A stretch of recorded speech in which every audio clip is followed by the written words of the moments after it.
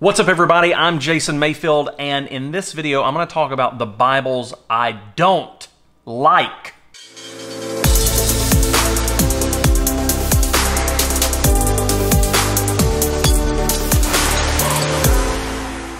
I'm not going to be talking about like translations or versions of the Bible that I don't like. That's not what we're going to do here. I'm not going to be talking about like translations or versions of the Bible that I don't like. That's not what we're going to do here. But I have some Bibles that I physically do not love. And I've made some random comments just throughout some of these videos about Bibles I wasn't crazy about. And people have actually asked me to explain why I don't like them. And normally, I reserve the right to explain or not explain something. And I have chosen to explain myself on this. So I have two Bibles I don't like. And I am going to give a quick reason on the two Bibles that I'm not crazy about. One of them is the Cambridge Pit Minion. I know some of you are going to lose your mind over that. I do not like the Cambridge Pit Minion. I got this thing and I wish I wouldn't have done it, but I had my wife buy it for me for Christmas, which means I have to keep it. But if I'd have just bought it for myself, I'd have returned it immediately. Not a fan. And then the other one is the Classic Reference Bible, at least in calfskin. I don't know, this is from ESV from Crossway. I don't know, if all the Classic Reference Bibles are going to have this feature that really just drives me crazy. But I'm going to show it to you, and so I'm going to give you the explanation on both of these. This will just be a fun video of Bibles I don't like. If you got a Bible that you don't like, now I'm not talking about, I don't like the NLT. I don't like the Message Bible. I don't like the King James Bible. I'm not talking about that. I'm talking about like a physical Bible. Do you have a Bible that you don't, like these are great. These really are great Bibles. I just don't connect with these Bibles. They have not done what I need them to do. And so, let's talk about it. So let's start with the Pit Minion. The Pit Minion is a very nice Bible. It's goat skin. I got mine in brown. Let me just make sure I'm recording here. Yeah, I am. I knew I was. I knew I was. What y'all tripping about? I knew I was recording. It's a very nice Bible. It's got 2 ribbon markers in there. It's the art gilded edges are nice. I don't love the fact that it's got this kind of like glued in deal going on here. I like the wide margin, how it is a little better in terms of being in there so that the cover's softer. This is goat skin, but the cover is a little, tough. I don't love that. But the main thing I don't like about it, and if it wasn't for this Bible would be perfect, man, is that it is so small. The text is so small. It's just so, the text is so small. It is so small. It's so small. And here's the deal. Here's the beauty of this Bible. This is what the feature's supposed to be. So I'm on Matthew 26 here. I'm going to go to Matthew 26 in my wide margin Bible. And I'm going to show you something. If you look at this, you will notice that there's a direct correlation between these pages. Okay? So everything matches. The text block is the exact same. Here's the problem, though, with that. Even though it matches, it's still smaller than the text inside of the wide margin. Now, in theory, this should make this a great note-taking Bible and this a great reading Bible, because some of y'all know that I have a Bible I write in, a Bible I just read. I just read. I just pound it out, man. Pound out the reading. So in theory, it should make it great, except for the fact that this is so small. Such small text. If this Bible was this text, this size, without the wide margin, so about the size of, it would end up being about the size of the Classic Reference Bible, actually. Because you see that just kind of fits right over the text there. So it'd be close to this size, maybe a little shorter. It would be perfect. It would be perfect. Perfect for preaching, perfect for the pulpit. It would be perfect for reading. It would be perfect. That is not what it is. It's tiny little text. And that's the only reason I don't like it. If it was just bigger. And when I bought it, I thought that's what it was going to be. I thought it was going to be this in a Bible without the wide margins. So it would be this thick. It would be the same size text, everything. And it wasn't. It was this. And that just is super, super disappointing to me. So literally, I have never used this Bible for anything. I've never written in it, which I wasn't going to anyway because it was intended for this, other than the dedication page that I have my wife fill out for me. But this is a completely unused Bible. And I keep it though. And so what I do is I put it in the box. I keep it in the box. Goes in the box. And then I put it inside of my wide margin box. Boom. So that's how I store it.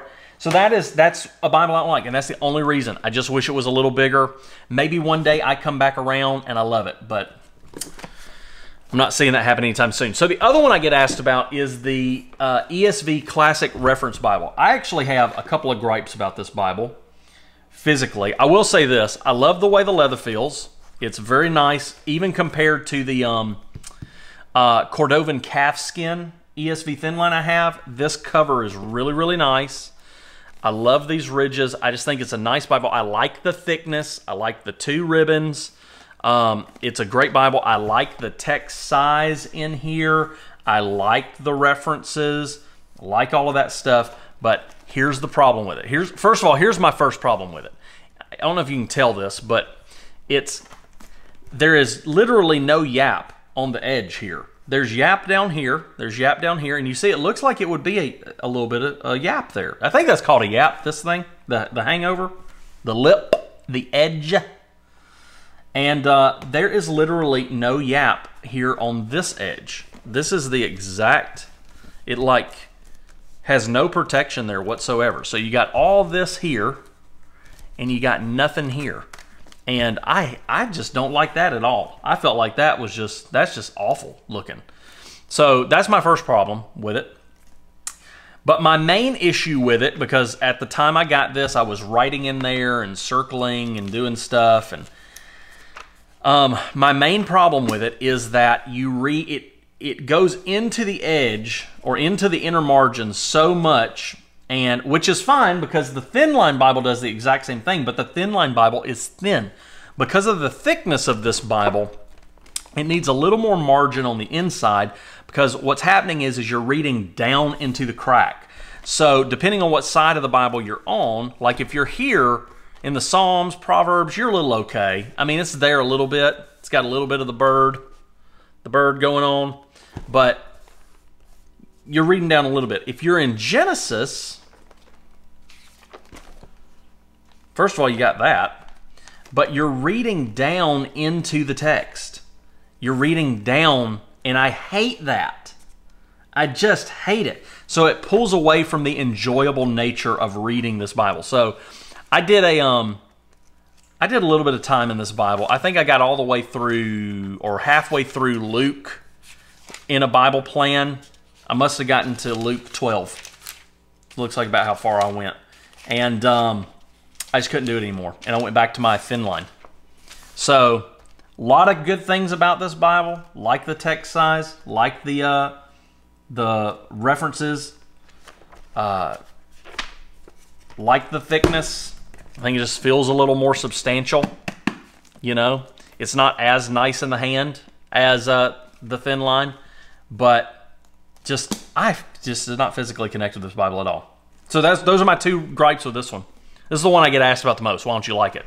The yap bothers me, and the fact that I'm reading down into the crack. I just feel like everything, it's just like right there. I'm in Romans. Romans 7 is falling into the crack. Drives me nuts. Just, it's a dumb thing to be upset about. Again, though, that could be solved with just a little bit of margin, because, I mean, you know, if I go, let's just go back into the back here. Well, let's go up front. It's hard to show you on the wide margin because the Revelation has still got another couple hundred pages after Revelation because of all the stuff in the back. But like this, see, it's going down into the crack here, the margin, but the wide margin makes it flush out a little bit. And so even if you push that all the way down, it's not down in the crack. That's the problem. You should say no to crack. And they didn't. They did not say no to crack. So those are the two Bibles I don't like. Just don't like them. I wish I did, because I bought them. Paid money for them. They were both expensive Bibles. So I wish I liked both of them, but I don't like either one of them. So I'm hanging on to them, keeping them. This one I'm keeping because I did mark up a little bit. You never know. I may come back around one day and change my feelings on it, but right now that's not the case. I gave a Bible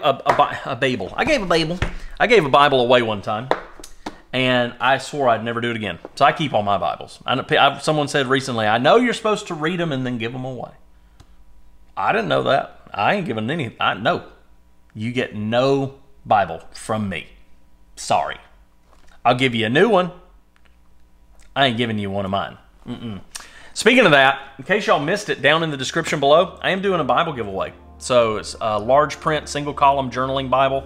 So go down there, make sure you enter to win that. I don't know how much longer there is on that. So go do it before time runs out. Time may have already run out when this video posts. I don't know. So, but you need to go do that because you want to win that Bible. Absolutely. So anyway, that's it. Those are the two Bibles I don't like. I'm going to end this video now. It's done. It's over. We're finished. So until next time, I'm praying that you continue to experience grace for life through Jesus Christ. We'll see you later. Bye-bye.